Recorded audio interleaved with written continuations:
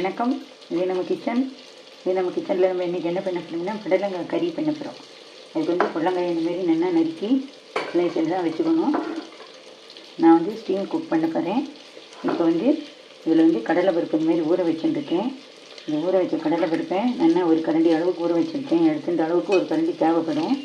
ஒரு கரண்டிங்கிறது என்னுடைய அளவுப்படி ஒரு 2-3 டேபிள் ஸ்பூன் அளவுக்கு வரும். இந்த அளவுக்கு நான் போட்டுருக்கேன்.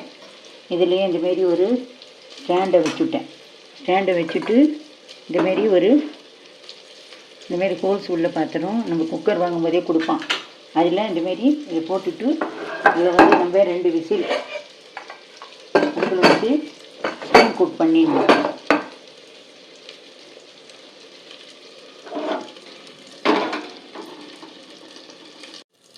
இப்போ என்ன இது அடுப்பில் வச்சுட்டு அடுப்பை பற்ற வச்சுட்டேன், ஆன் பண்ணிட்டேன்.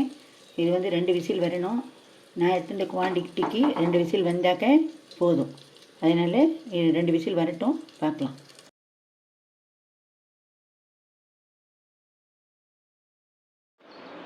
இப்போ நம்ம புடலங்காய் கறிக்கு ஸ்டீம் குக் பண்ணோம் இல்லையா, அது ரெடி ஆகிட்டான்ட்டு பார்ப்போம்.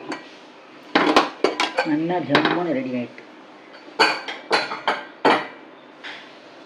புடலங்காய் நல்லா வந்து வைத்து இந்தமாரி ஸ்டாண்டு போட்டு வச்சுருக்கோம். இதுக்கு அடியில் இந்தமாரி வச்சுருந்தேன் கடலை பருப்பு 2 in 1 இந்தமாரி வேக வச்சுட்டேன்னா நிம்மதியாக போயிடும். இதுவும் ரெடி ஆகிட்டு இப்போ இதை வடிகட்டிட்டு பார்க்கலாம். இப்போ இதெல்லாம் வடிகட்டியாச்சு. நான் எலுப்பை சட்டியை அடுப்பில் போட்டு அடுப்பை ஆன் பண்ணிட்டேன். எண்ணெய் விட்டுக்கிறேன். இது கம்மியாக எண்ணெய் விட்டுட்டால் போதும். ஸ்டீம் குக் பண்ணுறோம். ஸ்டீம் குக் பண்ணினோம்னா எண்ணெய் கம்மியாக செலவழிஞ்சிடும். நமக்கு கொலஸ்ட்ரால் ப்ராப்ளம் அது இது இதுமாரி சில பேஷண்ட்டுக்கெல்லாம் டாக்டர் சொல்லுவார் கொஞ்சமாக ஆயில் சேரும் போட்டு. அந்தமாரி இருக்கிறவங்களுக்கெல்லாம் இந்தமாரி பண்ணி விடலாம். இப்போ நம்ம கடுகு என்னென்னா வெடிக்கிறது. இப்போ நம்ம உளுத்தம்பருப்பு போட்டுக்கிறோம். 2 மிளகாய் வத்தல்,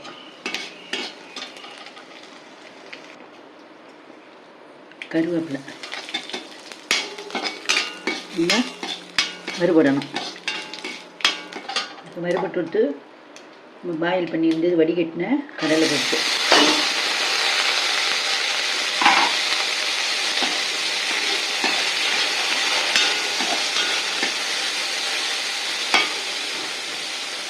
ஸ்டீம் குக் பண்ண புடலங்காய் இந்தமாரி இருக்கணும். ஸ்டீம் குக் பண்ணுறதுக்கு ஹோல்ஸ் உள்ளது, அடியில் ஹோல்ஸ் உள்ளதாக எடுத்துக்கோங்க. ஸ்டீம் குக் ஜம்முன்னு பண்ணலாம்.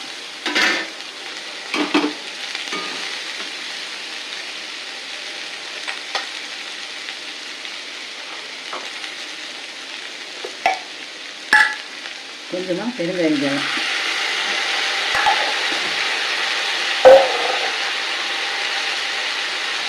இது தேவையான உப்பு,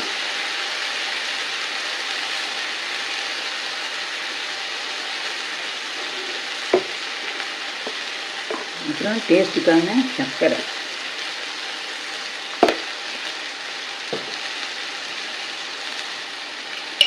மஞ்சப்பொடி, 4 டீஸ்பூன் அளவுக்கு மஞ்சப்பொடி. போட வேண்டியதுன்னா போட்டாச்சு. தேவைப்படுறவா இன்னும் நிறைய 2-3 மெத்தடில் பண்ணலாம், நிறைய மெத்தடில் பண்ணலாம். தேவைப்படுறவா வந்து நான் வந்து இதுக்கு தேங்காய் போட போகிறேன். இதுக்கு எண்ணெய் பத்தலை, அதனால் நான் கொஞ்சம் எண்ணெய் விடுறேன். இதுக்கு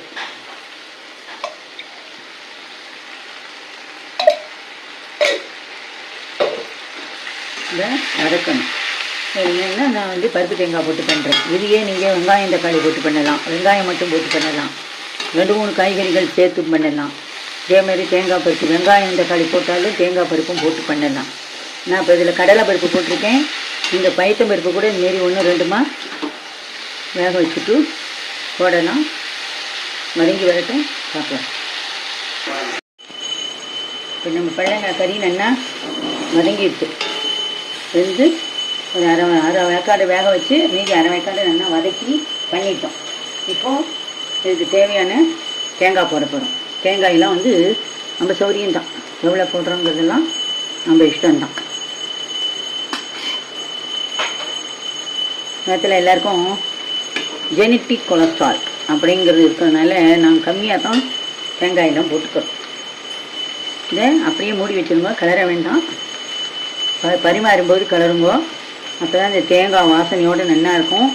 இந்த டிஷ்ஷை தேங்காய் எண்ணெயில் பண்ணுங்கோ, ரொம்ப நல்லா இருக்கும். நன்றி, வணக்கம்.